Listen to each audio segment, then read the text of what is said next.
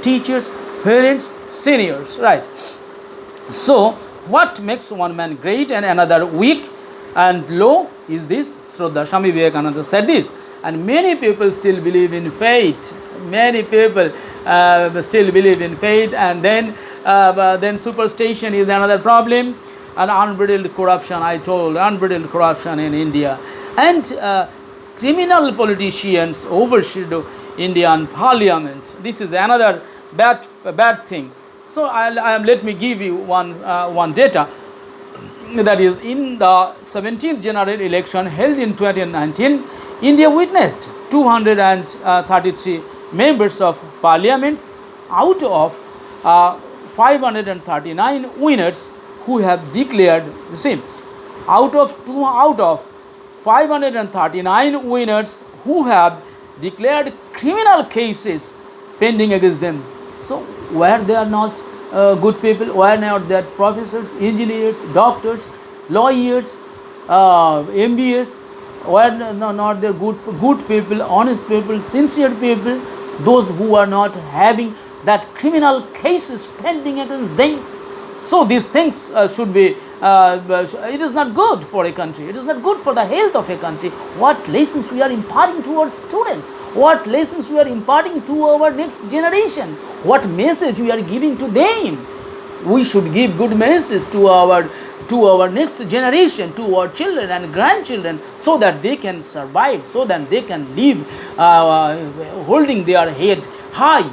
Otherwise, India's development is next to impossible.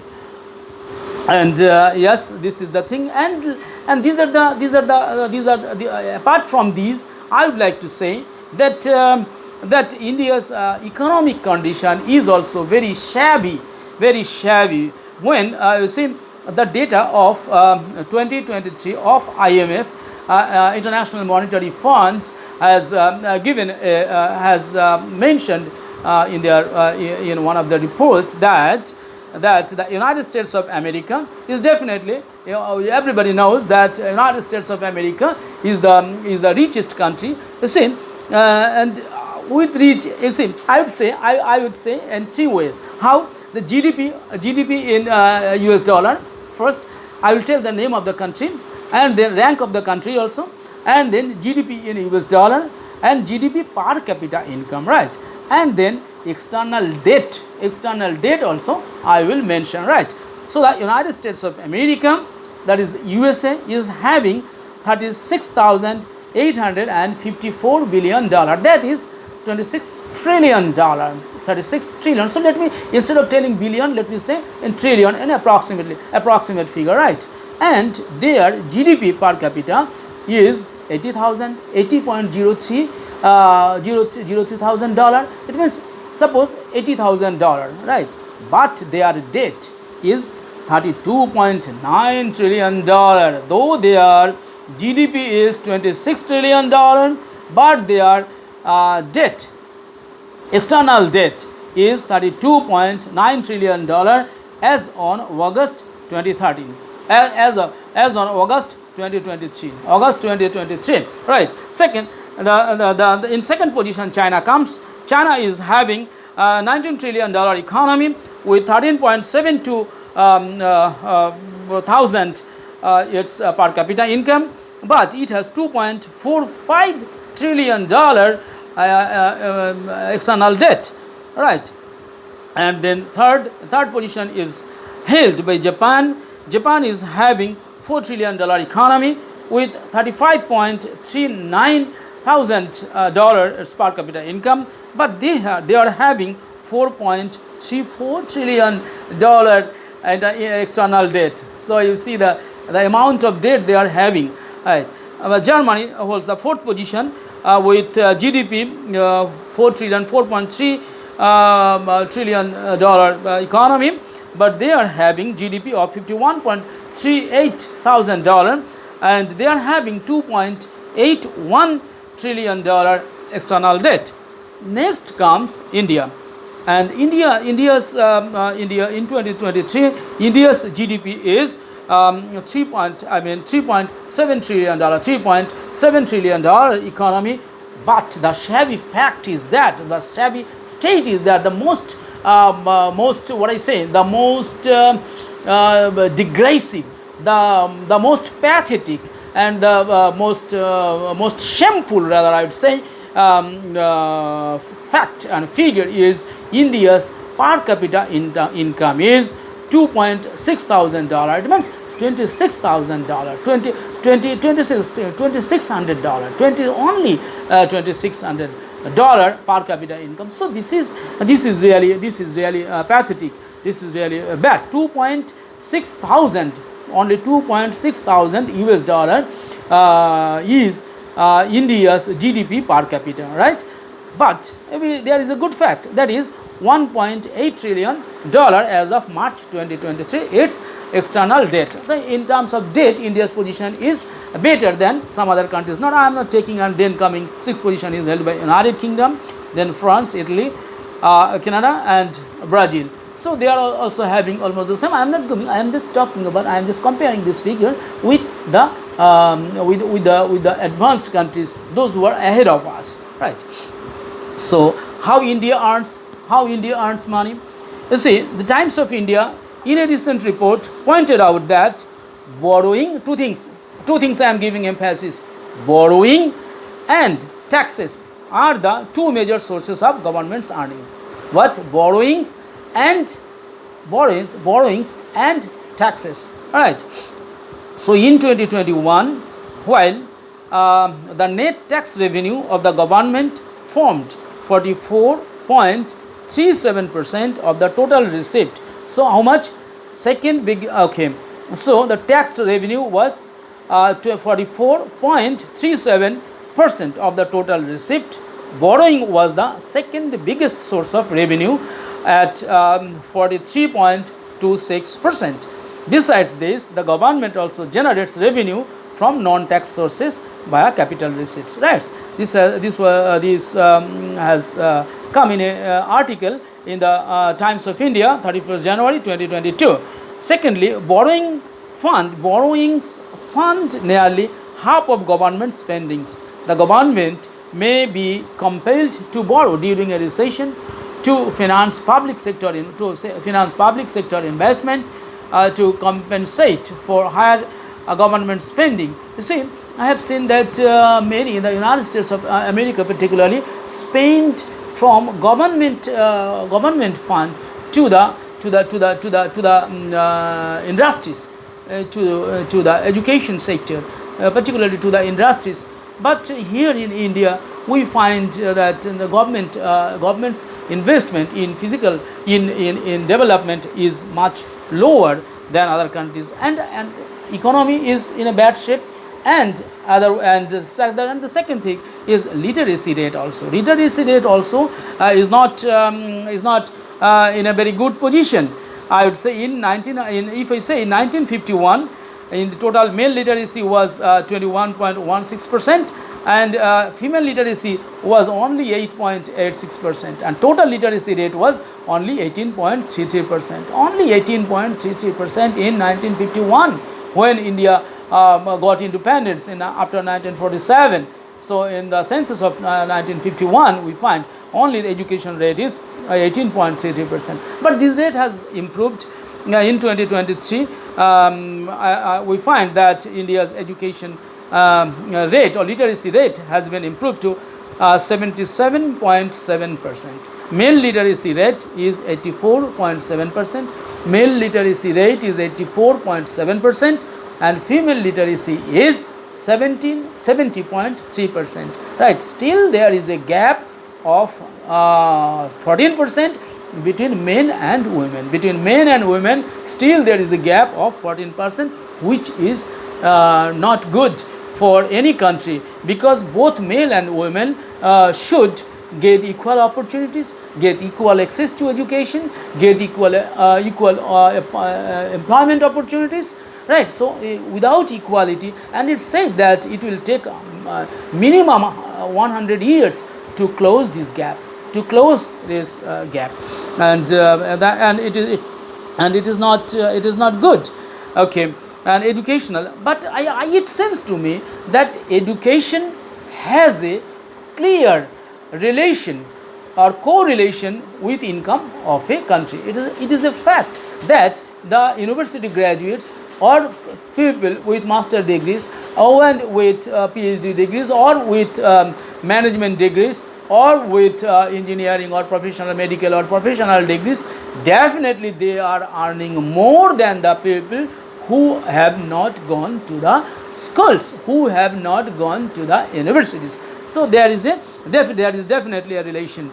And Norway holds in the HDI rank in 2019. We find that Norway holds many years of schooling is 12.5 years. And in India also I have seen that India's GDP per capita income and investment in education sector, these budget also I have seen 2%, 2.9% in budgetary allocation in education sector. It should not be. The budget should be definitely more. We are demanding for 6% of the GDP in education sector. Right. So Norway, Switzerland, Germany, Australia, Sweden, Canada, USA, they are spending much, 2%, 3%. Norway is spending 2% in research and development, and Germany is 2.9%, whereas India's total expenditure or budgetary allocation is only 2.9%. And you see, if Norway earns 68,000, if Norway's per capita income is 68,059, how much India's per capita income? How much? Only $6,829, and it is India's position in the Human Development Index is 129 in 2019, right? So what are the way out? Now I will come, because time is passing so quickly, I have to cut short. All right, what are the way out? Yeah, I say India. I will not go in detail, because I am talking from a book part. It's a huge book of more than 521 pages, consists of 14 chapters, right? So it is not possible to speak all those things in detail here. What are the way out? I will say in just point wise I am saying, right? India needs faster growth for its economy. India's economic growth, China continuously grew after independence for 20 years. Its GDP growth, GDP growth was continuously more than 9%, almost 10%. Likewise, if India wants to achieve $25 trillion economy, India must increase its GDP growth. It is necessary. Number one. And how it is necessary, how it will be, I told in one that the Prime Minister from the government of India, it says all the district magistrates to set up at least 10 manufacturing units, only 10 manufacturing units in each block. So under one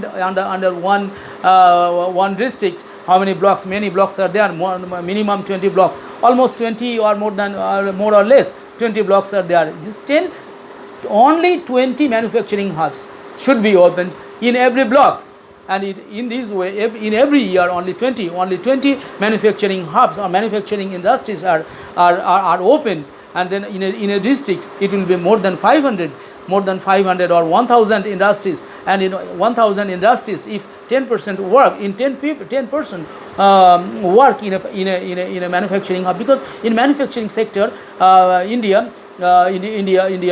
gives maximum job, more than almost 7 out of 10, right? So how many industries? So if India wants to be a manufacturing hub, if India wants to beat China, if India wants to beat the other European countries and American countries, it must give emphasis on setting up more and more manufacturing industries, and give MSMEs should be given more importance.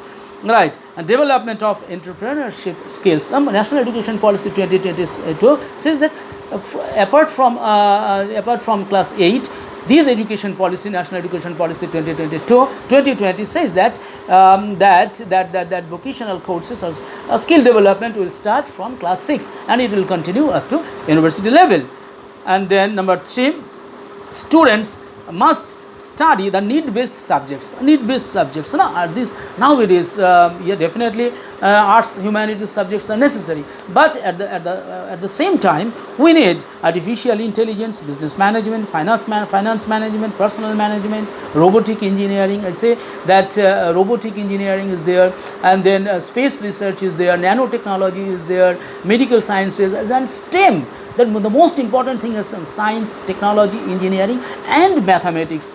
No country can develop, no country can compete with America or the European countries or the developed countries of the world without giving emphasis on STEM, without giving emphasis on science, technology, mathematics, and engineering. So this is a must for the government of India, right? And then I say that government must expedite international trade and commerce. International trade and commerce we need to more, because and India's exports should be more than our imports, because it helps to determine our GDP per capita. It depends, right? So India must become a supplier. I say that India must be a supplier instead of being a procurer. I want to say that by 47 India should supply. Its, instead of buying computers, India should supply computers, laptops, mobile phones, ships, drones, tanks, Rafale like multi-role fighter aircrafts to the world. Indian building materials, iron, steel, clothing, fish, meat, and then vegetables, flowers, and other goods have huge demand in the world market. I can say that the day is I can see in my mind's eye when India will be a top supplier in the world, right? Then I can say that population control is indispensable, and because you see Japan's per capita income is more than us, and we and China, these two are the largest the most populous countries. So definitely the GDP amount is divided by people or the population of a country. So when this large 1.42 crore people, when it is divided by our gross domestic product, so definitely per capita income decreases. So it is a fact.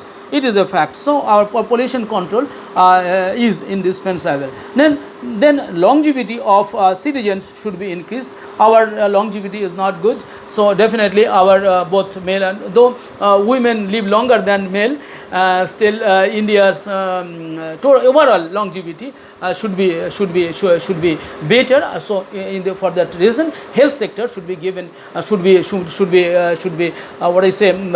energized, or should be motivated, or should do better work for our health, for our hygiene, and for the development of longevity of people. Okay, and then foreign direct investment is closely related with gross domestic product and similarly per capita income. So gross domestic product and foreign direct investment is must. Now India has a stable government.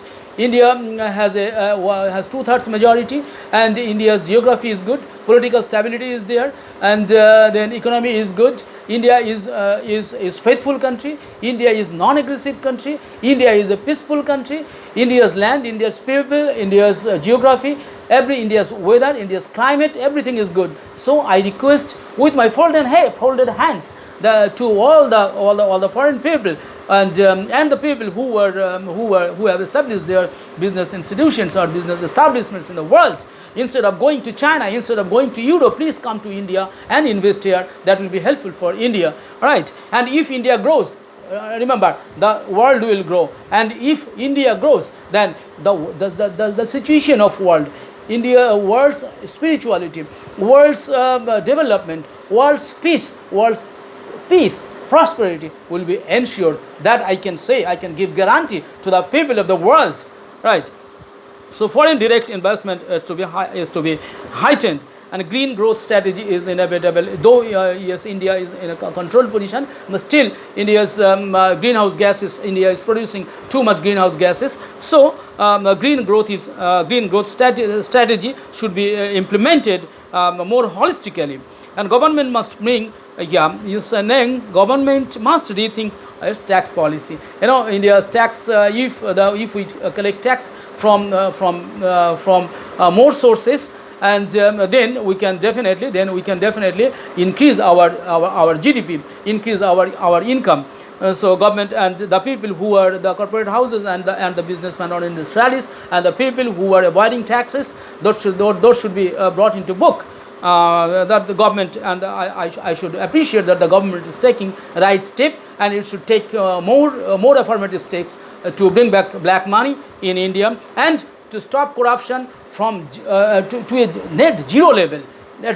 I do not like corruption, and no good people in India like actually corruption. So corruption should be uprooted from the soil of India, right? And more manufacturing companies to be established, I told earlier, and government investment needs to be increased in education, industry, infrastructure, manufacturing, all these things, right?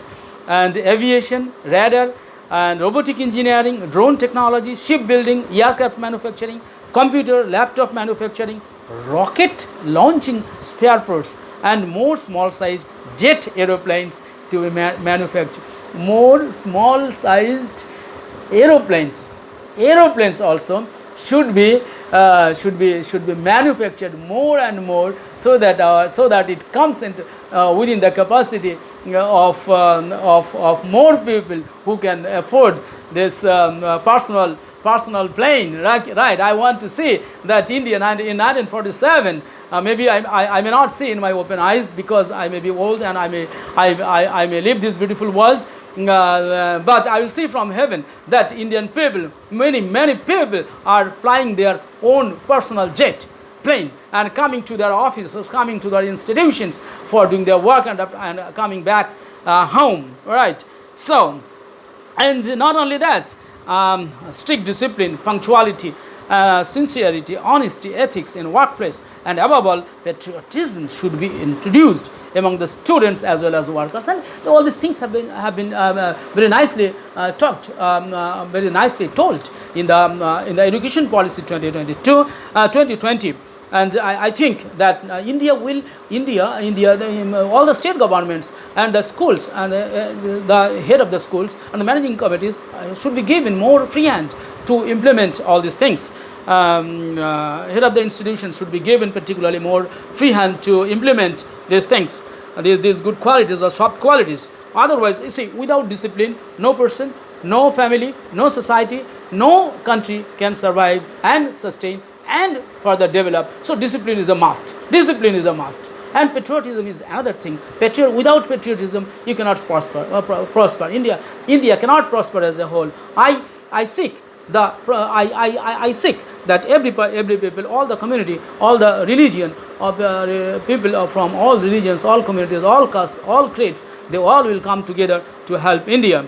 And job opportunities for our youths or young students who are passing out from colleges and universities must be provided, because if you do not provide job opportunities, then how India will grow, how India's economy will grow. So the students who are passing out from colleges and universities and educational institutions, definitely they will have to be absorbed in our in industries, in factories, in companies, in government sectors, semi-government sectors, in all the places, right? And loan and sufficient training facilities to be arranged for and more training centers to be set up for the MSMEs. And self-development is imperative. Self-development is imperative, and living the art and art of living is cardinal. Because without knowing the art of living, it is really very difficult. To survive in this volatile world, right? I have I think that India India is having very good things. India is having good lessons, good education, good things are there. I prefer all are respected. But you see, that the yoga system outlined by Patanjali, almost similar to the Buddhist philosophy of Ashtangic mark, is really very good. And the first step is yama and niyama, and the two more things, and the other things, and other 6 steps are asana. And then you see, number 3 asana, number 4 pranayama, number 5 pratyahara, number 6 dharana, number 8 samadhi. All these things are necessary. And last of all, I would say that we should live together in peace, in peace and prosperity. We should live together. We should live. We should help each other. We should be. We should feel sympathy for others. We should feel joy in others' growth and development. And we should develop for lasting.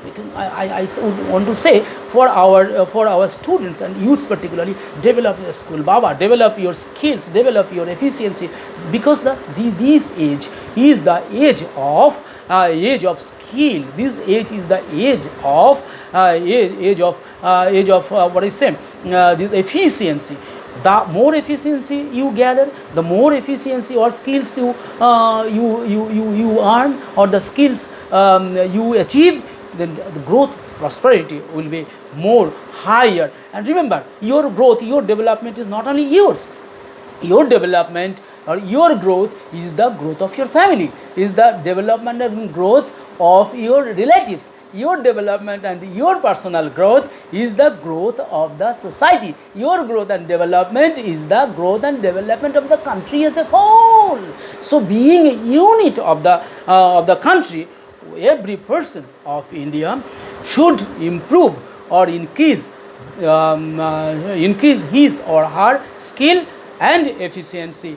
And definitely we should give more emphasis on STEM. Remember, STEM, right? Science, technology, engineering and mathematics. Definitely humanities and arts will also be there. But with this, I expect and I hope that India will grow, India will shine, and India be a developed country, and India will be the second largest economy by 2047. I have firm belief, I have firm faith, firm belief in my students, in my youth, and they are having capability, they are having huge potentiality. They can change, they can do anything good, because they are having the potentiality to study hard for 18 to 20 hours a day. Our students are doing, our researchers are doing, our teachers are doing. They are doing a lot. And with this, I will not take much time because it's already 1 hour past. Sugandhi ma'am may say that you are taking too much time. With these few words, I would like to thank everyone, and once again I'd like to thank Sugandhi P ma'am, and I expect that your organization Thames Tech Solution, which is a growing company, and which will develop, which will shine. Maybe it is also a startup. I pray for your prosperity, for your development, and for your good health and well-being. With these few words, I would like to conclude here. Thank you. Thank you very much. Thank you. Thank you, sir. Thank you for your presentation. And I have some questions here.